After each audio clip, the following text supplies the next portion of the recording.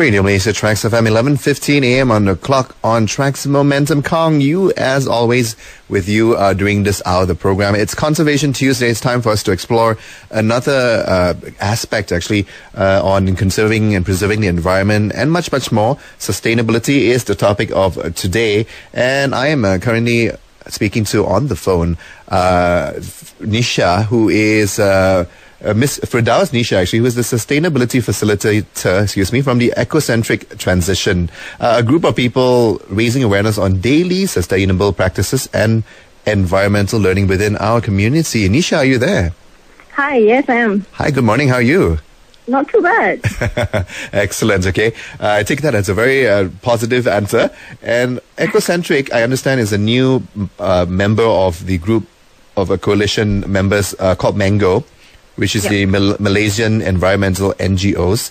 And you've only been part of the coalition since 2012, but now actually one of the council members, yeah? Yeah. Okay, excellent. Tell us a bit about Ecocentric, or Ecocentric, I would imagine, yeah? Yeah, so we're basically a group of people which are focused at teaching environmental education workshops in a very hands-on kind of way. Right. Because we believe that to raise environmental literacy, there's a certain amount of empathy that is required before people really understand why they want to take care of the environment. Right. We were trying to make it not an external factor, but something that people understand in a very real way. Give us some examples on how you conduct your workshops and create these awareness amongst the community. At the moment, we specifically run workshops for young children, youth, and community groups. So for young children, a lot of them have lost a lot of, ability to use scissors and cut stuff. Right. So we're thinking, because I have a niece who's 5, and I realized teaching her how to cut stuff is pretty easy because we've been doing it when she was really young. But when we go out to run upcycling workshops with other kids, then we realize they've never touched, a proper cutting edge before. Right. They wouldn't know how to, cut a straight line. So then when we were running our upcycling workshops, we had to modify it a lot, and we realized a lot of parents really enjoyed the child-parent workshops where they actually, build stuff together. Right. And that's a platform for us to teach about upcycling. That is nice. I mean, we're talking about combining it two in one almost, teaching kids to do things like that, for example, but also giving a chance to our very busy parents to actually spend time with the children that way, because it's difficult these days to kind of do that at home, with busy schedules and all that, huh? Yeah, and some of our workshops where we do parent-child workshops, it's all set up to help parents spend time with their kids without the hassle of thinking of the project or having the materials ready. So they just come, they run the workshop, they learn a little bit about environment, and they go home. So the idea is for them to bring home practices like waste separation and even food waste recycling. Right. So we talk about worm bins. And so, then kids get to play with worms, and, mom doesn't think it's too dirty because it's clean, and somebody else is going to clean up the mess. Right. So little steps like that. Okay, how do you do that? That's interesting. Worm games. Where do you get your worms from? So we have our own worm composting bin under our sink. Okay. And we put all our our vegetable scraps and our fruit peels. And we get compost and we put that in our garden. Okay. So those are simple conversations we have about closed loop systems. Right. Where I consume something and it goes back into something that produces something I can consume. Right. Okay. And kids just like worms. That's actually excellent. It's like a little ecosystem on its own, eh? Yep. Wow, interesting. And tell us, since we're on that topics, are there interesting programs that you'd like to highlight? We usually have public workshops, which we have in conjunction with other events in probably malls and stuff.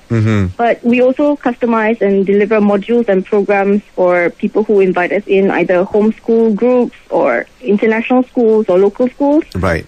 So we've done everything from teach kids how to make seed balls and grow fence gardens, all the way to, bringing kids out into the jungle and talking about environmental stewardship with teenagers. Right, little treks, little excursions also, huh? Yep. Okay, very nice. I'm actually speaking to Nisha, who is the sustainability facilitator from a group called Ecocentric Transitions. And it's a very interesting initiative, a group of people coming together to raise more awareness on daily sustainable practices as well as environmental learning. Yeah? Do you find, Nisha, that the opportunities actually for environmental learning, are they becoming more abundant thanks to groups like yours, or do you think that more other organizations should also help out and jump on the bandwagon, so to speak? I mean, to make it very personal for me, I'm a M&S child, I grew up going for every camp, every holiday. Right. I'll go for something in Kuala Selangor Nature Park, I'll go for something in Frame, and all these little things that I did in my childhood kind of culminates in what I'm doing now. Right. And similar to my partner, some of them were scouts. So when we run what we do, we kind of look for people who have similar interests and fit gaps which other people don't provide for. So like we'd go out with, say, a scout team and they're quite good with rope knots and all those kinds of things. Right. And we'll say, okay, let's build a mud house, and let's build a mud house for a farmer who needs storage space. So we're taking the skills that you already have, and we give you a real life, workable project. And we work with them throughout the development of this project. Lovely. So, I mean, I can give you loads of examples, but, it really helps when people put requests out to us, and then we get to create something different specifically for them. Okay, so that is sort of like the angle that your group has taken, yeah? Yep. I mean, based on your experiences in M&S, as well as your partner's experiences as a Boy Scout, then you create specialized programs, and you engage creativity that way, and not just to put interesting programs together, but very importantly, so that the kids can enjoy themselves, and by doing that, they can learn more effectively. Yeah.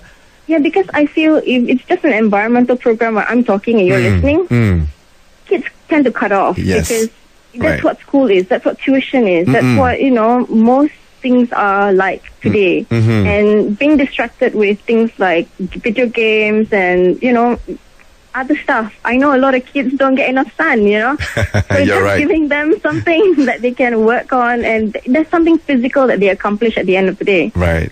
And I think that's really big for self-esteem and morale. And besides just being an environmental project, they also meet other friends, and it develops character at the end of the day. Lovely. And I have this thing about nature in a way, because like you said, I was also part of the M&S activities when I was in school. Right. And I've sort of lost touch directly, especially in the early part of my adulthood. But now I'm a little bit more back into appreciating things like that. And one of the things I just wanted to share as well with you as well as the listeners, that a group of my classmates, and that was, I tell you, that was quite a long time ago, yeah? Let me tell you, it was quite a long time ago. We were just reminiscing on the past and on our friendships over the course of many years. And one of the things that struck out to us was a trip with M&S. To Kuala Selangor, like you mentioned, classic, and there's so many things to learn, and we went river trekking. Right in the evening, and after so many years, that experience actually has stuck out in our minds. So and that's awesome the beauty stuff of experiential learning. It's that you never know what would come out from a workshop that we run. Right. But, we see kids years later and they remember us and they're like, I was in your workshop and I built so many pinhole camera scenes. And, I thought my friends in uni, I'm like, okay, I met you when you were 16, right? And they go like, yeah. And it's really cute that they have taken it forward. And that's the idea when we run workshops. We want to teach skills and values that they take away, and it may manifest in their character in the future, and we can't tell that. But it's that when you love something, you got to let it go. Right. It's kind of got that philosophy written into it.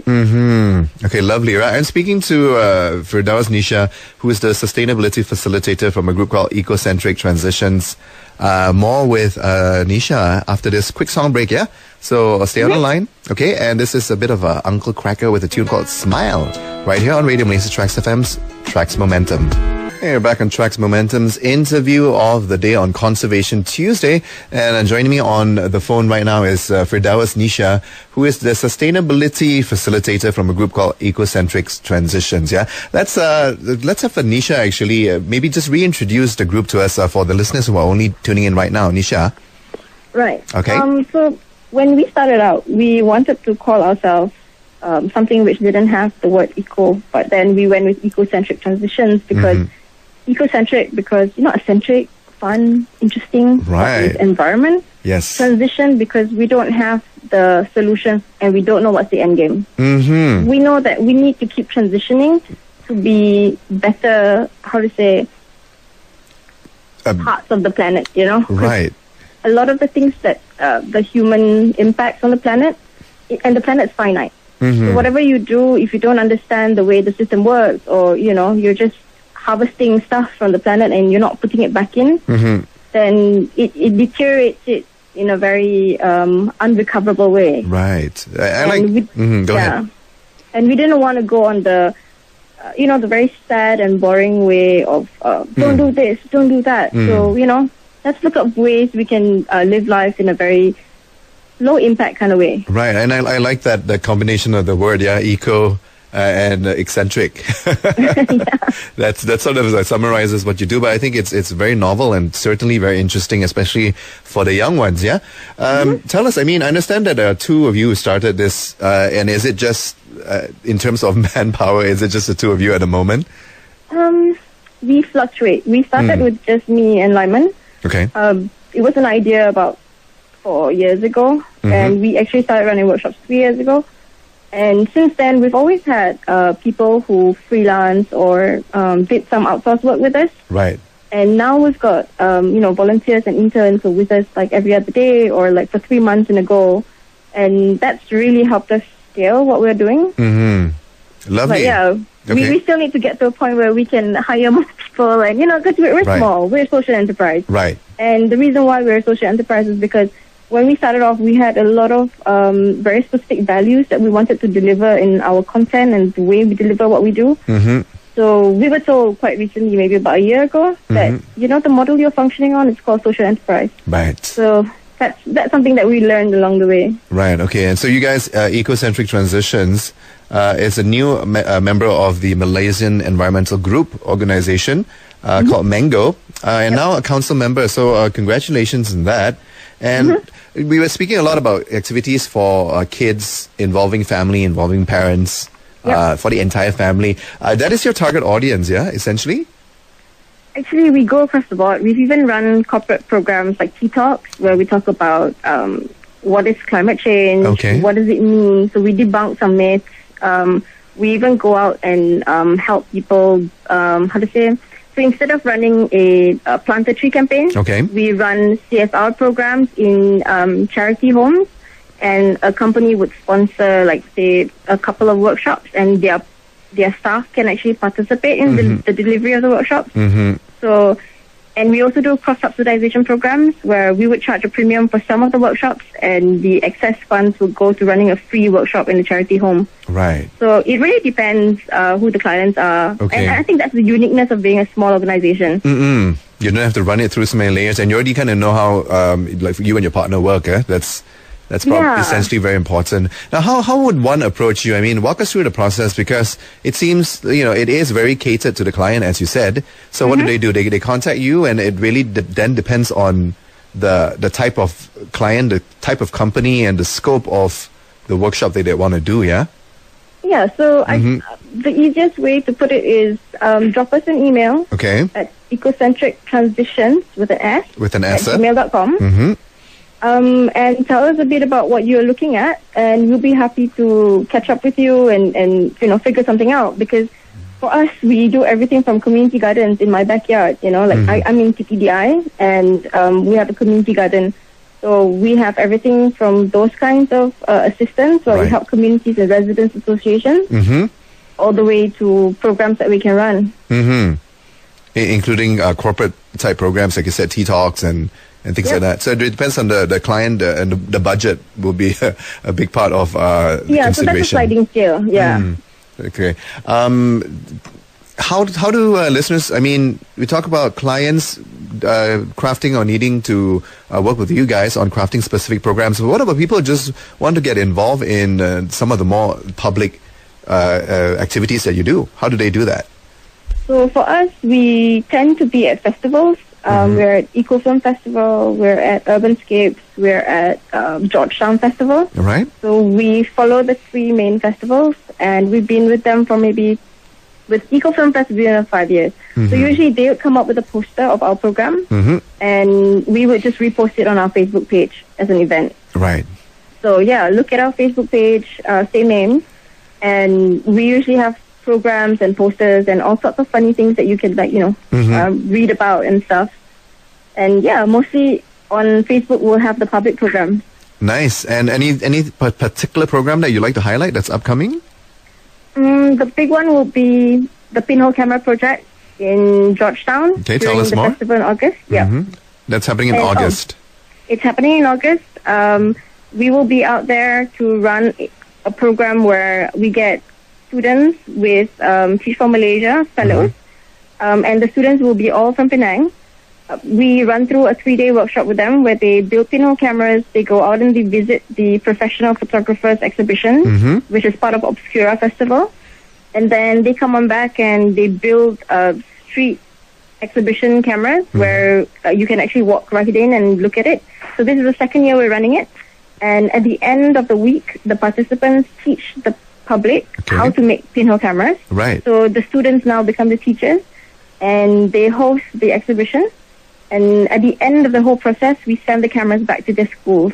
And, it's just nice to see kids just playing around, being innovative with waste, because everything that they built with is recycled content. Okay, so that's... Last year we had a pail. Right. So that's part of the Georgetown Festival, yeah?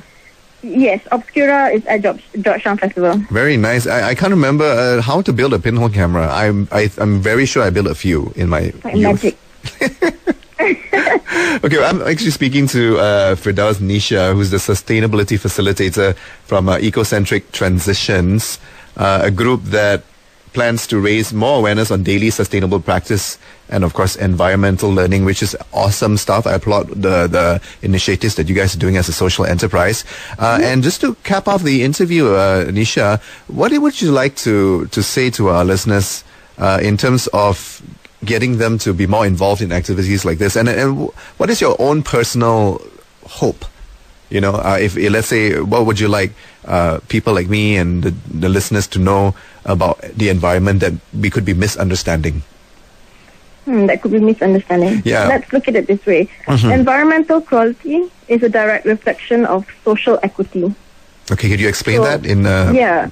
When you go to a really nice part of town, like say... this is tough.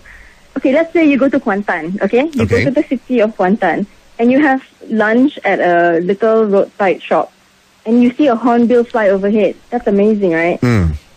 And that's because the jungle is so close to the city. Right. And there's a lot of indigenous plants in that area, and so the birds can forage. And as much noise from the city, whatever noise that's generated in the city, is still buffered by the fact that there's so much of green space in the area.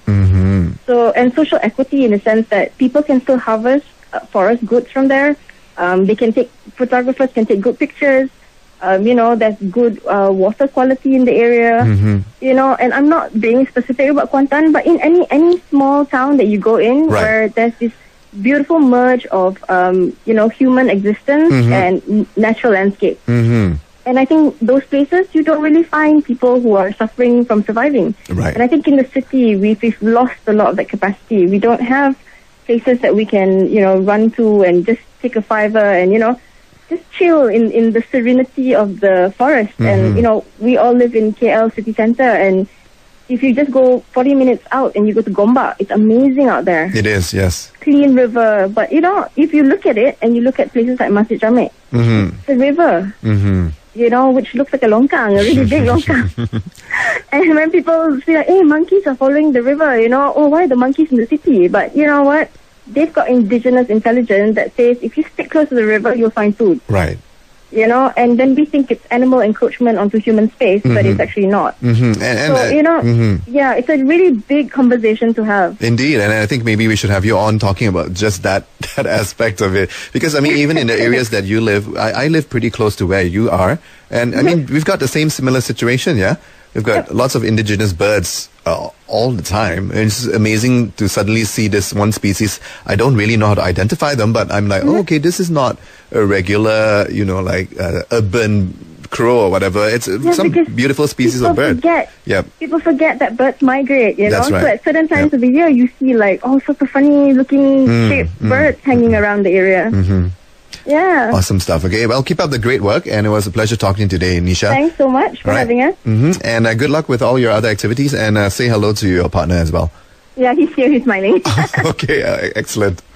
Thanks. Thank you. You take care. Bye-bye. Yep. You too. You too. Okay, and I've been speaking to Firdaus Nisha, sustainability facilitator from a group called Ecocentric Transitions. Do check them out on Facebook. That's probably the easiest way to do that. On Traxx Momentum, this has been the interview of the day. Kong Yu with you on the show. Keep it locked right here for more awesome information as well as music. Good morning.